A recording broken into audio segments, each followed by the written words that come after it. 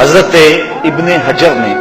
الزواجر کے اندر ایک روایت لکھی ہے، وہ فرماتے ہیں جو شخص نماز ترک کرتا ہے اس کو بہت ساری رسوائیاں ہیں۔ وہ کہتے ہیں پہلی بات تو یہ ہے کہ اس کی عمر میں برکت اٹھا لی جاتی ہے، دوسری بات اس کے چہرے سے صالحین کا نور اتار لیا جاتا ہے، تیسری بات وہ کوئی بھی عمل کرے اس کا ثواب نہیں ملتا اسے، چوتھی سزا دنیا پر اس کو یہ ملتی ہے اس کی دعائیں قبول نہیں ہوتی، اور پانچویں سزا اس کے لیے یہ ہے کہ اس کے لیے جو نیک لوگ دعا کرتے ہیں ان دعاؤں کا حصہ اسے نہیں ملتا۔ مومن نیک سحری وقت اٹھ کے دعا مانگتے اللہ پوری امت پر کرم کر دے، تو یہ بھی امت میں شامل ہے، دعا اللہ والے کی تو قبول ہوئی لیکن اس کا حصہ نیک لوگوں کی دعاؤں سے نکال دیا جائے، یہ دنیا پر اس کو سزائیں ہیں۔ اور جب وہ مرنے لگتا ہے نزا کے وقت تین اس کو سزائیں ملتی ہیں، ایک تو بھوکا مرتا ہے، دوسرا پیاسا مرتا ہے، تیسرا ذلیل ہو کے مرتا ہے، اور قبر کے اندر اس کو تین سزائیں ہیں۔ حضرت امام ابن حجر کہتے ہیں ایک تو اس کی قبر تنگ کر دی جائے گی، حتیٰ کہ ادھر والی پسلیاں ادھر اور ادھر والی پسلیاں ادھر، دوسرا اس کی قبر میں آگ ڈالی جائے گی، جو اللہ کے حضور نہیں چھپتا اس کی قبر اس لائق ہے کہ اس میں آگ ڈالی جائے، اور تیسری اس کے اوپر ایک اژدہا مسلط کر دیا جائے گا جس کا نام ہے شجاع الاقرع،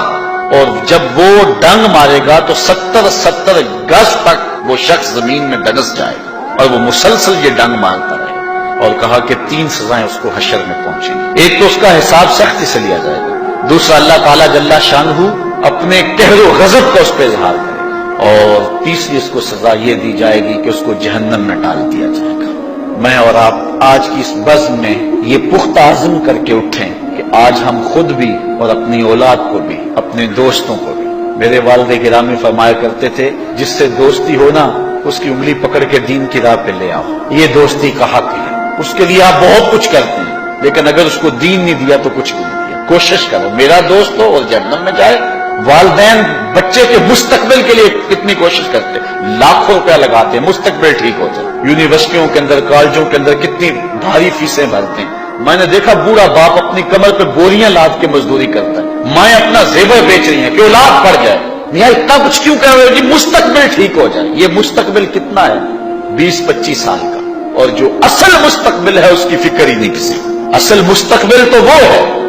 اللہ اکبر،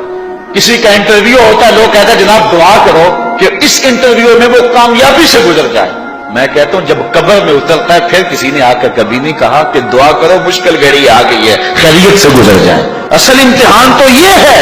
اگر اس امتحان سے گزر گیا تو کامیابی اور بامرادی۔ یہ تھوڑا سا مستقبل دنیا کا، اس کے لیے ہم کتنے پیسے لگا دیتے ہیں، سب کچھ اولاد کو آتا ہے، ہر شے فر پڑھتے اور بولتے ہیں، دعائے قنوت بھی نہیں آتی ہوتی، تو ہم اپنی اولاد کے لیے دین کا تحفہ اس کو کبھی نہ چھوڑیں۔ اچھا بعض والدین کی ایک سستی ہے، وہ آتے ہیں جناب تعویذ کر دو ہماری اولاد نماز نہیں پڑھتی، کہتے ہیں جی ہماری تو چلو گزر گئی، ہم تو نہیں پڑھتے یہ تو پڑھیں۔ میں کہتا ہوں یہ کیوں پڑھیں جب تم نہیں پڑھتے؟ تم مجھ سے تعویذ لینے آگے ہو جو تعویذ اللہ کے رسول نے تمہیں دیا تھا کہ 7 سال کے ہوں تو پکڑ کے انگلی مسجد کا راستہ دکھاؤ، 10 سال کے ہو جائیں تو مار کے پڑھاؤ، ان کے سینے میں اللہ کا خوف داخل کرو، ان کو قرآن کی تلاوت سکھاؤ۔ علموا اولادکم ثلاث خصال، اپنی اولاد کو 3 چیزیں سکھاؤ، حب نبیکم، ایک اپنے نبی کا پیار سکھاؤ، وحب اہل بیت ہی، رسول اللہ کے اہل بیت کا پیار سکھاؤ، وتلاوت القرآن، اور قرآن کا پڑھنا سکھاؤ۔ چھین لو سیڑھیاں ان کے ہاتھوں سے گانے والی، چھین لو ان کے ہاتھوں سے ناول اور ان کے ہاتھ میں قرآن دے دو۔ کتنے خوش نصیب دن تھے، گلیوں سے گزرتے تھے گھروں سے قرآن کے پڑھنے کی آواز آتی تھی۔ اس ویڈیو کو شیئر ضرور کریں، ہو سکتا ہے آپ کے ایک شیئر سے یہ بات کسی کے دل میں اتر جائے۔